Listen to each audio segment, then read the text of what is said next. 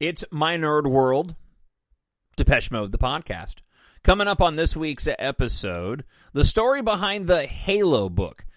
Without any new news coming out, I did find this from last year regarding this spectacular Halo book, and I wanted to share it with you. Plus, I got a lot of great emails this week from you, and I'm really thankful for that. Thank you so much for checking out this week's episode. Let's go ahead and get to it.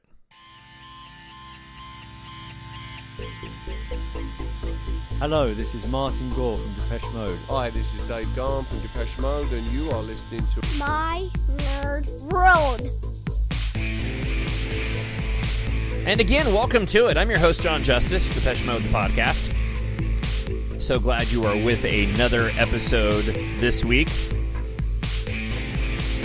Depeche Mode is that friend that you just need sometimes, right? Regardless of what you're going through, and as so many people have said, and I've said as well, they really are the soundtrack to our lives. There is not a Depeche Mode song that can't be found to suit whatever you're going through in life. And that certainly is the case for me. I'm not going to get into any details at all, but just say that I'm so glad that I have Depeche Mode, because sometimes they are just the friend that I need to take my mind off of things happening in the real world. And I'm just so grateful for all the members of the band throughout the years for doing that. One of those things where, bucket list, I had the chance to interview Dave or Martin.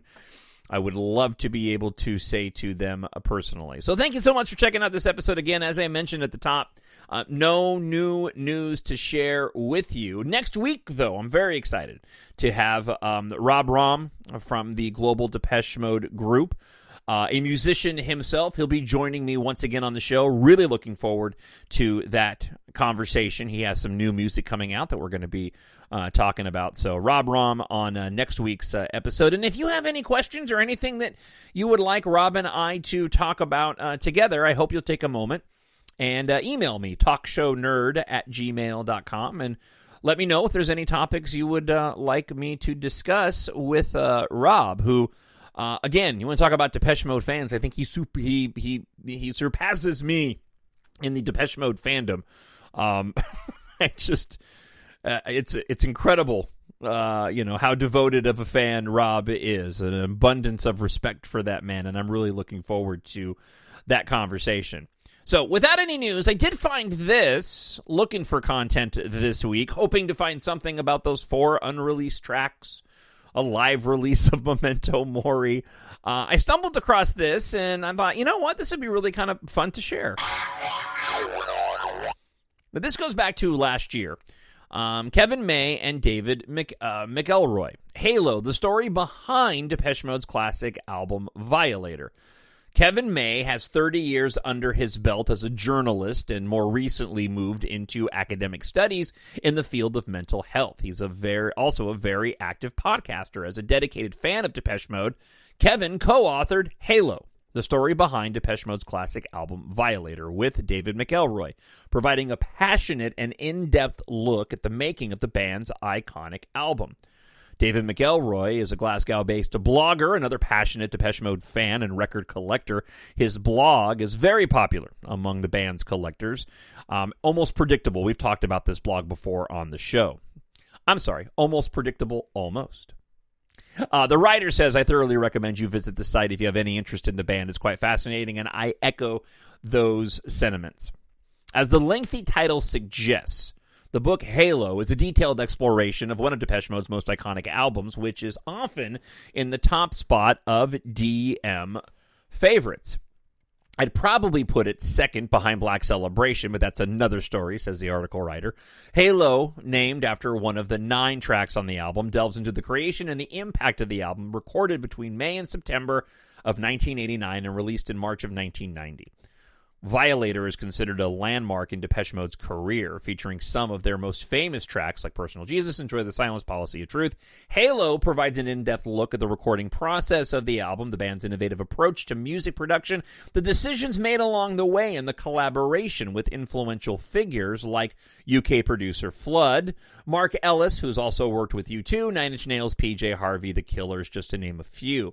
and the French DJ and remixer Francois Kevorkian, who's worked with bands such as the Smiths, Pet Shop Boys, and also U2. It's quite clear from the story laid out in the book that without Flood, Kevorkian, and the avid attentions of Alan Wilder in the studio process, Violator would not have emerged from Martin Gore's demos as the seminal work that it is. And Enjoy the Silence would have remained as a slow ballad, which is what it was originally supposed to be. Additionally, Halo also highlights the significant role played by the Dutch photographer, film, and music video director Anton Corbijn, whose work has become synonymous with the band's visual identity. As well as all these key personnel, Halo offers insights from those who were closely and often not so closely involved with the band during this period, including the other studios, personnel, and fans. It doesn't repeat interviews with band members themselves, which was an obvious decision made by the authors and a point that some readers might find a little frustrating. Didn't bother me, though, the article writer says. Instead, we get lots of unique insights from the likes of Gareth Jones, who worked on a previous DM album, and also Misty Folks, daughter of the owner of the drive-in movie theater featured in the video for World in My Eyes. Pam Fencer, the dancer in the video for Halo. Neil Ferris, a plugger for Mute Records, etc. Overall, Halo is a great exploration of Violator and its significance in Depeche Mode's canon. But the book has primarily aimed at hardcore Depeche Mode fans like me and won't appeal to casual readers. For a DM fan, there is some repetition within the book, both inside the narrative and from other books you may have read. I guess the latter is unavoidable, and the former isn't much of an issue either, really. When people are recounting the same events, it's not about the events themselves, but so much as their perspectives and insights into the record-making process. In conclusion, if you're a big fan of Depeche Mode or interested in music history, this book offers a fascinating behind-the-scenes look at one of the best albums of the late 20th century. There's an interesting parallel that I want to point to with this. I've, on my Star Wars podcast, have talked about this a few times, and follow me here. When it comes to Star Wars fans, if you are, you get what I'm saying, and if you're not, I'll try to explain it.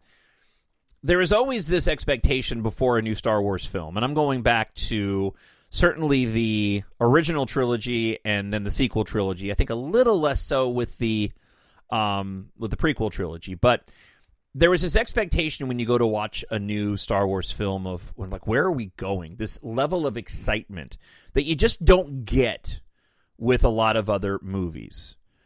Now, we didn't get that when the original Star Wars came out. The popularity of that original film lent itself to that experience the first time so many of us at a very young age went and saw The Empire Strikes Back, and subsequently every film after. There's this sense of wonder and excitement the moment that the fanfare starts and the logo pops up and the yellow crawl goes across the screen, giving you some glimpse into the experience you're about to go on. While reading about the Halo book, I was taken back to that time period that I've talked about on the show, which is, again, from my standpoint, because of my age, those years are just so important to me as I was growing into adulthood. Mentioned many times going to see the Rose Bowl Music for the Masses 101 show. I was there. I was 15 years old in 1988. And so when you go through 88, 89, 90, moving on through to Songs of Faith and Devotion, this was an incredibly important period in my life as I was growing into adulthood and then striking out on my own. It was also a time period where we didn't have the internet, and so music had a much larger role in my life and so many of our lives than I believe it would happen for a lot of young people now, which I think really cemented our fandom within Depeche Mode. Getting back to my Star Wars analogy, something very similar happens when it comes to Depeche Mode albums that happens when you go see a Star Wars film, at least for me. That anticipation of what are these tracks going to sound like? What is the artwork going to be?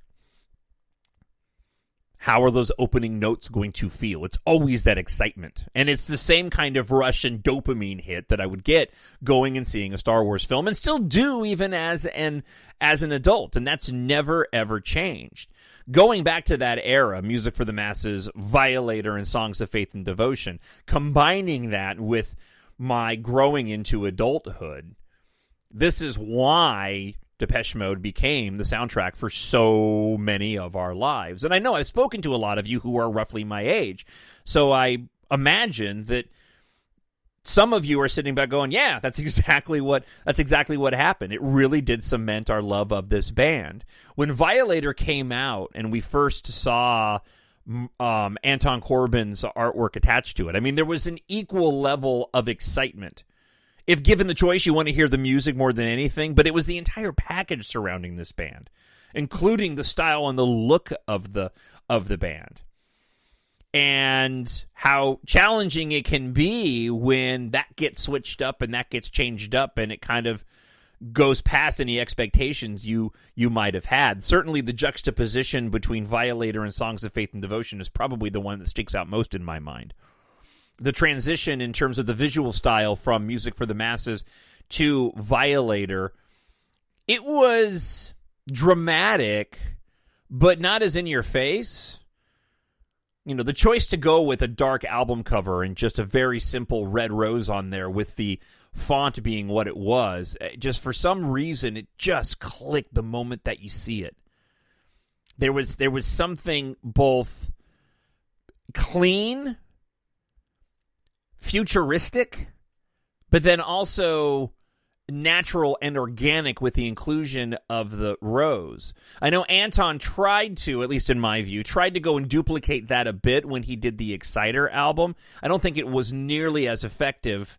Well, I know it wasn't nearly as effective, in my opinion, as it was for the Violator album. Although I do quite like the visuals around Exciter, and I think it lends itself very well to that album. Going from Violator, though, to Songs of Faith and Devotion, I mean, that's where you get the in-your-face changes. That's where the challenging aspects came in, where you look at it and maybe on first blush, especially when I got my hands on the I Feel You single, and I was like, what is going on with the font? What is happening with these colors? What happened to the clean look of the logo? Why does it all look handwritten? Oh my gosh, what is this squealing happening? It was all like, what am I experiencing? But I know for me, it really helped me sort of appreciate what art does. Art is challenging. You're not going to like every single song and every single album. We certainly talked about that a bunch on the show. But it does allow you the opportunity to not be closed-minded to what it is you're experiencing. And, of course, because of our love of the band at this moment in time, we were already kind of open-minded enough to go and accept, or at least to give this a chance to grow. And it's something that we still do. We talk about this all the time. As a matter of fact, I'm looking at emails that I'll share with you right now relating to this very issue, with the challenges that some people have with the more recent works from the band. So I have not personally checked out the Halo book for myself. I really want to. It's just one of those things that I have not had the opportunity to go and get my hands on. But I hope that you enjoyed my sharing a bit of that review and this little tangent on this week's episode. And with that, let's go ahead and get to your emails, your listener feedback this week.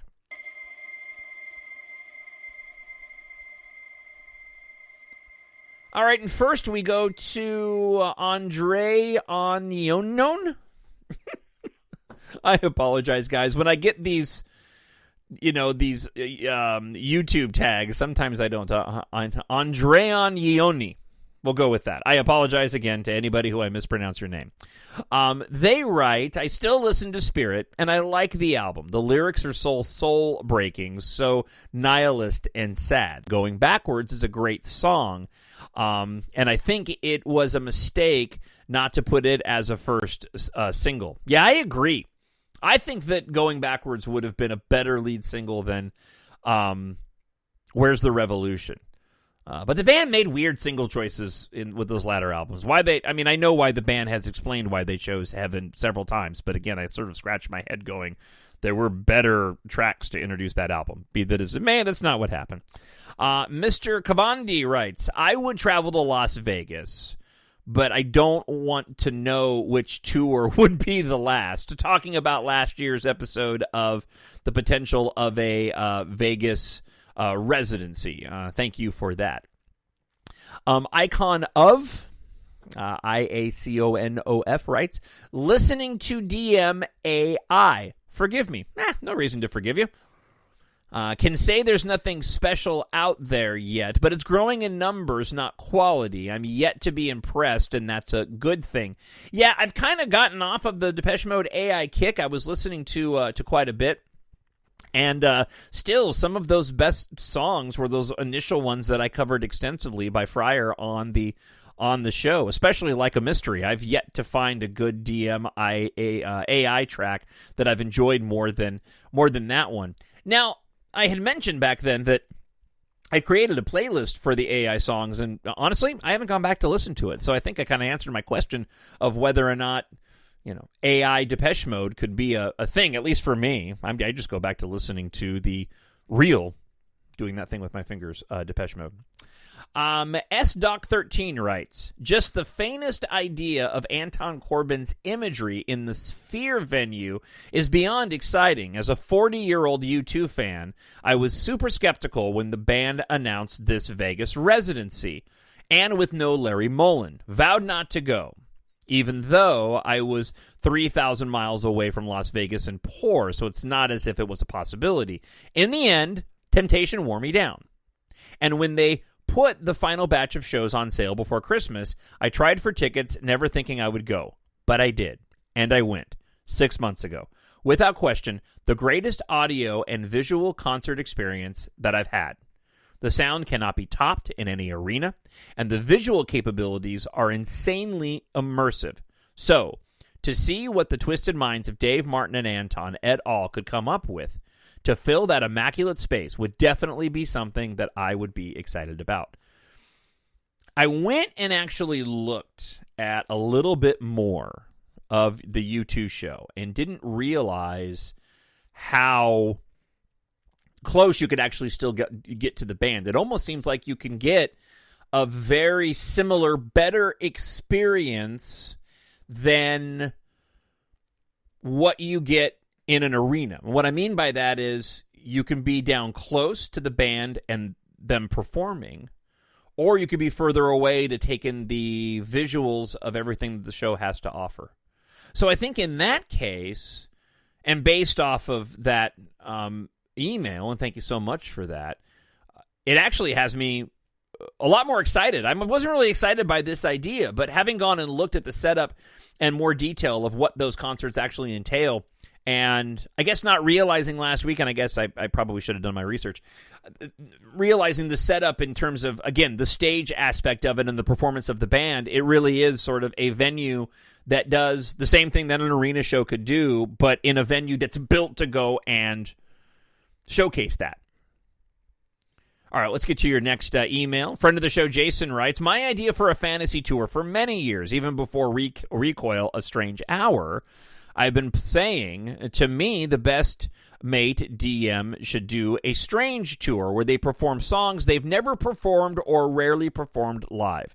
B-side songs from albums that have only been performed on the tour for that album. Singles never performed live, and songs that have been rarely played live for not many years, plus maybe a few covers as well. Who wouldn't want to hear songs like Dangerous, My Joy, Ghost, Martyr, I Feel Loved, Puppets, The Sun and the Rainfall, Lie to Me, to name a few played live? And for the covers, maybe New Order's Blue Monday, Iggy Pop's Night Clubbing, and to represent the band's playful nature and a nod to Vince, maybe something by Erasure, Leave Me to Bleed, or Sometimes. I'm glad that I was able to see I Feel Loved a couple times on tour before they scrapped it. And I believe they scrapped it because it was hurting Dave's voice, if I'm not mistaken. I will say the visuals on that for the live show on the Exciter tour for I Feel Loved left something to be desired. If I remember, it was basically the I Feel Loved on the background swirling. It seemed a little lazy in my opinion. Jason goes on to say, like many of us, I would love to have seen a physical release of the World Violation tour, but you never forget your first time. Blush. So, as my first tour was a Black Celebration tour, I would have liked to have seen a physical release of one of those shows. At least there's the audio from the concert I went to on various B-sides. And to my surprise, a full version of a concert on YouTube that I only stumbled across several years ago to my delight. Does anyone know the origins of that concert? Was it filmed for a TV special, and why was it never released as an official DM release? And in response to the question you posed, I feel technology has been a positive in the evolution of Depeche Mode, as the band was evolving and pushing themselves. Most notably in the 80s, technology was also evolving in tandem, especially in the sampling world. I believe this helped the band realize the ideas that they and Gareth Jones and Daniel Miller was coming up with in the studio. And without that technology, I would doubt we would have had the Depeche Mode songs that they made in the Berlin years, or that they have lasted through the 80s if it wasn't for their unique sound and sampling that played a part in it. Regards, Jason. Thank you so much, Jason. Really appreciate the commentary. Next up, Paul writes, just wanted to comment on a couple of your recent discussion topics. On how I listen. When I'm in the car, I listen to the albums because I only have a CD player. More recently, I've been playing my downloads on shuffle when at home. It's interesting to hear which random songs will pop up, and means I always have different tracks each day. On the Dream concert video, I absolutely agree with you. I would love the Violator tour. But that got me thinking, if I could have a Dream tour set list, I would just love to have them play several B-sides. Boy, I didn't even plan this. My Joy, Dangerous, Surrender, Newborn, and some of the many album tracks or singles not yet played. I swear this is a different person. Martyr, for example. Oh my gosh. They have such a lot of great tracks that they've never played live, and these are the ones I'd love to hear. On playing a residency at the Sphere, I just don't see them ever doing that, writes Paul. I'm not sure they have enough appeal to do that many gigs at a single venue. From a selfish point of view, I'm in the UK, Basildon, in fact, so I want them to come back home. Anyway, once again, thank you so much for the podcast. I really enjoy them. It's great to hear your thoughts and views. It makes me think about DM in ways that maybe I never thought of. Keep up the great work, and I look forward to your next podcast. Paul, thank you so much for the kind words. That really made my day. All right, lastly, Ali Jaffrey. Jeffrey? Hope I got that right. Ali Jeffrey. Greetings from Madeira, Portugal. Wow. I absolutely love the podcast and your insights into Depeche Mode. In your last episode, you asked what your listeners are currently enjoying. I thought I'd share my thoughts. My favorite tracks tend to change often, so it wouldn't be fair to highlight just one. But right now, Shake the Disease is playing on repeat in my head. Nice. I recently heard Von George's brilliant, free-flowing piano interpretation, which sent me on a journey to rediscover the entire DM catalog through instrument-only versions. While Dave Gahan's vocals are truly magical, being a musician and mixing enthusiast, I found it fascinating to revisit the songs without the vocals. It allows me to marvel at the intricate production work in each track. DM has often been labeled as a synth pop or electronic group, but I believe that's an oversimplification. Their sound is so organic, earthy, and gritty, almost grungy, that the electronic tag doesn't fully capture their genius. The entire Memento Mori album is an industrial piece of work of art itself. I love Dave's vocals in the songs, but DM always have more to offer. No matter how many times I listen, I'm constantly discovering new layers to their music. Much love, Ali Jaffrey. Thank you so much, Ali, for your thoughts. And yeah, you're absolutely right. It's so funny how many times I'll listen to tracks and you just hear different things. I talked about this last week, listening to Violator, and how suddenly the guitars just rose to prominence, where I had noticed them before, but I'd never had that reaction to it. Cover Me is one... I know I've said this before, but I'll say it again. Cover Me is a song that the instrumental part of that at the end is every single time I hear it, it just sounds fresh. It's so weird. It just sounds new. Like I can't even... Like, I know it, I can listen to it, but yet there's still just parts of it, the layers, that just sound fresh every single time. Thank you so much for checking out the episode again this week. TalkShowNerd@gmail.com. Can also, if you're enjoying it on YouTube, leave a comment there. And as always, if you love Depeche Mode, and you do, and you like to read science fiction, I hope you will treat yourself, a friend, or a family member with my science fiction space opera series. I said it in the future, 2172 to be specific, where air and spaceflight culture has replaced car culture. It's inspired in part by Depeche Mode, life in the so-called space age, the world we live in, and life in general. It's interesting, too, because when I wrote the story, well, at least I think it's interesting. I guess it's a little arrogant for me to say. But I tried to create this sort of, this combination of analog and digital within the storytelling.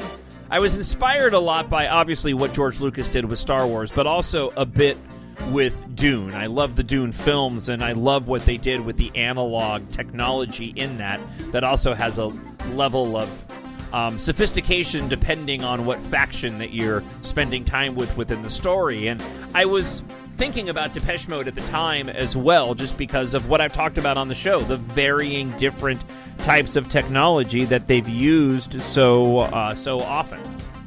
So again, Depeche Mode plays a large part in the underlying themes of the story, love, lust.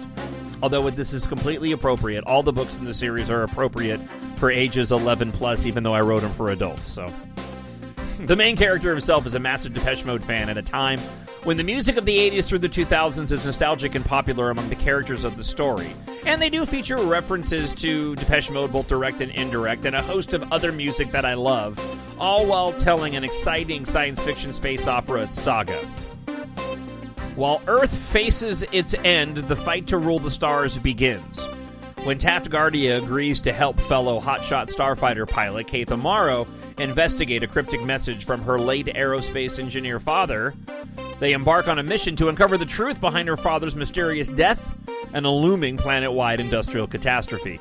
With rival megacorporations D-Corp and Enercon on the brink of a global war during the evacuation, Taft and Keitha must race to uncover the key to saving humanity and each other from annihilation before it's too late.